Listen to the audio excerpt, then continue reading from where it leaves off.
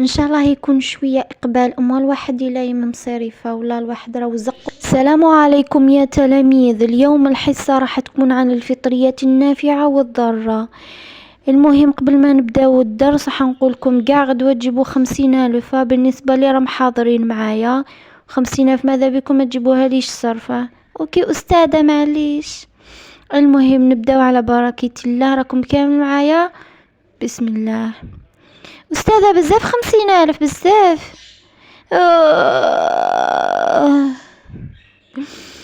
المهم إلا ما قدرتش على 50,000 تقدر تتفضل. لا اغلق الجهة تاعك ماذا بك. المهم الفطريات النافعة هي التي تتكون من عدة جزيئات تتكاثر بشدة في المطرق طرق طرق. شكون معايا؟ أي نونة تتعشاي؟ أني جاية. المهم الفطريات تتكون من عدة جزيئات وشنو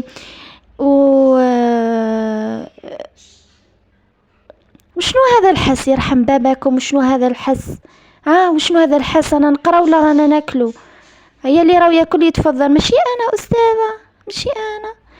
مالا شكون هذا اللي راهو ياكل؟ اللي راهو ياكل يتفضل برا، اللي راهو ينبل عليا يتفضل برا. طفي المايك طفي.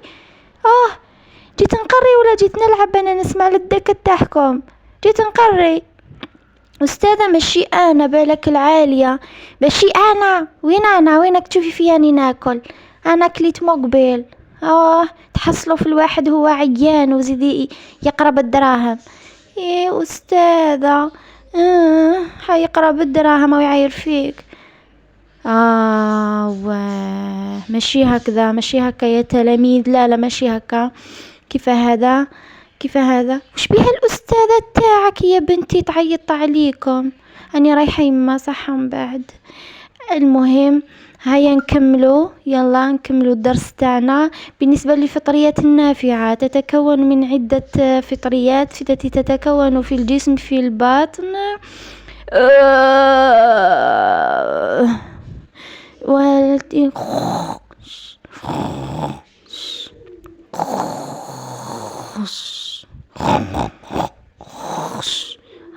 كترتوا على ما وصاوكم. شنو هذا؟ راني نسمح في الشخير اونلاين، ما تحشموش. خليها داري ولادي. الشغل تاعي. العاليه نوضي تغسلي الماعن تاعك. العاليه خليتيهم ورقدتي.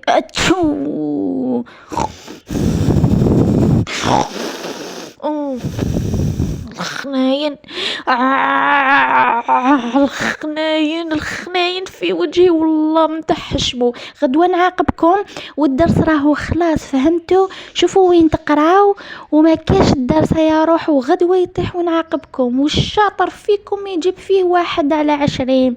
هيا تربحوا ان شاء الله. انتوما ماشي تاع قرايه، انتوما تاع نبيل، تاع رقاد، تاع شخير.